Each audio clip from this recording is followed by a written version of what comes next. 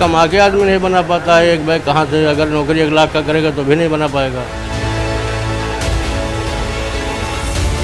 ये अंगूठी बेचता था 10-5 रुपये करके बाज़ार में जाकर। उसके बाद में जैसे मस्जिद और मजार के नाम पे चंदा भी मांगता था रसीद कटवा कर।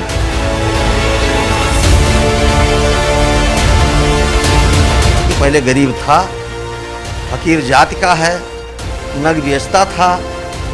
उसके बाद में जो है रसीदों से चंदा उंदा दरगाह का काटता था। झांगुर के रहस्य लोक में जितना आंखों के सामने नजर आ रहा है, उससे कहीं ज्यादा बड़ा साम्राज्य बाबा ने बलरामपुर में खड़ा किया हुआ है। बरसों से बाबा के पड़ोस में रहने वाले लोगों को सुनेंगे तो मालूम पड़ेगा कि असली कुबेर का खजाना तो जलालुद्दीन उर्फ झांगुर के ही हाथ लगा। वरना ये भला कैसे मुमकिन था कि कल तक गली गली घूमकर नग बेचने वाला एक शख्स अचानक लग्जरी गाड़ियों में घूमने लगा। चाक चौबारों पर आम लोगों के बीच घूमने वाला देखते ही देखते खास हो गया। न्यूज़ 18 इंडिया की टीम जब पड़ताल के लिए बलरामपुर के अलग अलग कोनों में पहुंची तो पता लगा कि झांगुर बाबा ने कैसे मजहब को धंधा बनाकर अपनी अलग दुनिया तैयार की थी। 2 दिन से बुलडोजर की कार्रवाई चल रही थी। 70% से ज़्यादा, हम कह सकते हैं 80% जो अवैध मकान है वो ध्वस्त हो चुका है। ATS को 7 दिन का रिमांड मिल चुका है और आरोपी जलालुद्दीन और नीतू दोनों से पूछताछ की जाएगी। जरा तस्वीरें जरा दिखाइए, बुलडोजर किस तरीके से लगातार आगे बढ़ रहा है। मैं आपको तस्वीरें भी यहाँ पर दिखा रहा हूँ। दूसरी तरफ मुख्यमंत्री योगी आदित्यनाथ खुद इस मामले को मॉनिटर कर रहे हैं। प्रिंसिपल सेक्रेटरी होम और principal secretary chief minister Sanjay Prasad लगातार इस पूरे मामले में अपडेट ले रहे हैं। बाबा की आलीशान कोठी के बिल्कुल साथ मौजूद है फूलचंद पांडे की जमीन।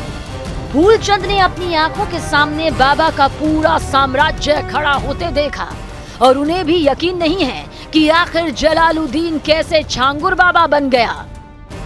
जमीन खरीदा था जलालुद्दीन ने या फिर पहले से उसके पास ये था? नहीं, पहले से नहीं था। कुछ जमीन खरीदे हैं, जलालुद्दीन नहीं खरीदे हैं। कोई जलालुद्दीन के साथ कोई लड़की और एक मर्द आया था, नीतू या क्या नाम है, नीतू और नवीन। हाँ, क्या नाम है उसको हम जानकारी नहीं, वो बाहरी हैं। उसकी प्रॉपर्टी से वो खरीदे थे झांगुर बाबा। हथरौली के ही रहने वाले उदय भान तो बताते हैं कि जलालुद्दीन साथ में उठता बैठता था, यार दोस्तों की तरह बातें होती थी, लेकिन फिर सब कुछ बदल गया। जब गरीब था तो आप लोगों से बातचीत करता था? वो तो हम लोग के साथ ही में बैठते उठते थे पहले, जो है अपना यही तिराहे पे, अपना जो छोटा सा तिराहा है, जब छोटा मोटा बाजार है, यहीं पे आके हर आदमी से मिलते जुलते बैठते थे, बातचीत होता था।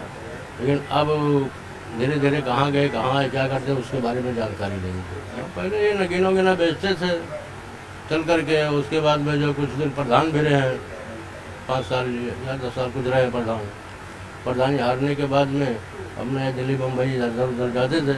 अब उसके बाद में क्या क्या किए लोगों को पता नहीं है। अब कैसे ये सब गाड़ी बंगला गाड़ी हो गया, ये सब किसी को पता नहीं है, लेकिन बहुत चंद दिनों में जो ऐसा हुआ है। आज सितारे गर्दिश में हैं, मगर वो भी दौर था जब गांव की सियासत में बाबा का सितारा चमकता था। धर्म की आड़ में ऐसा जाल बिछाया कि जलालुद्दीन गांव का प्रधान तक बन गया। पहले तो ये अंगूठी बेचता था 10-5 रुपये करके बाज़ार में जाकर। उसके बाद में जैसे मस्जिद और मजार के नाम पे चंदा भी मांगता था रसीद कटवा कर। लेकिन अभी 2-4 साल के अंदर देख रहे हैं काफ़ी बिल्डिंगें इसकी बन चुकी हैं, काफ़ी पैसे भी हैं, लग्जरी 4-6 गाड़ी भी है लग्जरी। कहाँ से आए तो उसकी जानकारी ATS और प्रशासन लगी हुई है। जो भी होगा आगे देखा जाएगा। चुनाव में चूंकि गांव में उनके यहाँ उनकी बिरादरी के ज़्यादा हैं, इसलिए बिरादरी वोट की वजह से वो जीते। और वहाँ 2 प्रतिद्वंदी थे, एक इजहार थे और एक ये थे। अब इजहार को सपोर्ट नहीं मिला, इनको सपोर्ट मिल गया, क्योंकि वो सिया बिरादरी के थे, सुन्नी बिरादरी के थे। बलरामपुर के अड्डे पर बुलडोजर एक्शन के बाद अब जांच एजेंसियां धर्मांतरण का रेट कार्ड तैयार करने वाले जलालुद्दीन के विदेशी कनेक्शन और 100 करोड़ की ट्रांजैक्शन की तह तक पहुंचने में जुट गई है। झांगुर बाबा पर आरोप है कि जमीन की खरीद फरोख्त में वो विदेशी फंडिंग का इस्तेमाल करता था। महाराष्ट्र के लोनावला में 16 करोड़ की प्रॉपर्टी भी जांच एजेंसियों के रडार पर है। और जांच में मोहम्मद अहमद नाम का एक शख्स भी जांच के दायरे में है, क्योंकि इसे ही बाबा का बड़ा राजदार माना जा रहा है। न्यूज 18 इंडिया की टीम ने भी मोहम्मद अहमद के घर पहुंचकर इल्जामों की तफ्तीश की कोशिश की।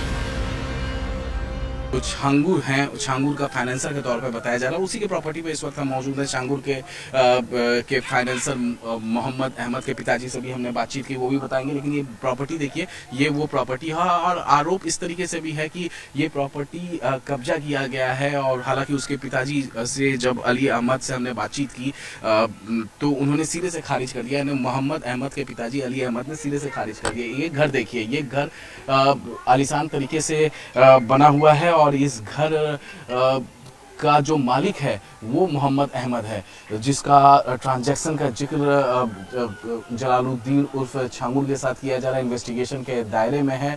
और फिलहाल पुणे में बताया जा रहा है कि पुणे में है। और यहाँ पर देखिए कि पूरी प्रॉपर्टी जो है मोहम्मद अहमद की है। अहमद छांगुर बाबा के फाइनेंस का जिम्मा संभालता था, लेकिन पिता ऐसी किसी भी बातों से फिलहाल खुद को अनजान बता रहे हैं। हमारे साथ इस वक्त मौजूद हैं परवेज अहमद के पिताजी अली अहमद। आपके बेटे परवेज पे तमाम तरीके का आरोप लगा हुआ है कि छांगुर, जो आरोपी जलालुद्दीन और छांगुर है, उनका फाइनेंस वो देखा करते थे। गलत है, 101% गलत है। और ये टोटली बाई गॉड गलत है, बाई बाइबल, बाई कुरान गलत है, ये गलत है। ये भी आरोप, तमाम डॉक्यूमेंट्स दिए गए कि 16 करोड़ की प्रॉपर्टी पुणे के लोनावला में उन्होंने लिया है। बात आप उनसे कीजिए, पुणे के लोनावला वाली प्रॉपर्टी की क्या सच्चाई है? आप बात कीजिए उनसे, बेटे से हमारे। अच्छा, बेटे का नंबर है। वो बात कर रहे हैं मैडम। छांगुर बाबा का सिर्फ किला ही नहीं ढह रहा, बल्कि साथ में वो तिलिस्म भी धीरे धीरे टूटने लगा है, जिसको उसने मजहबी बुनियाद पर तैयार किया था।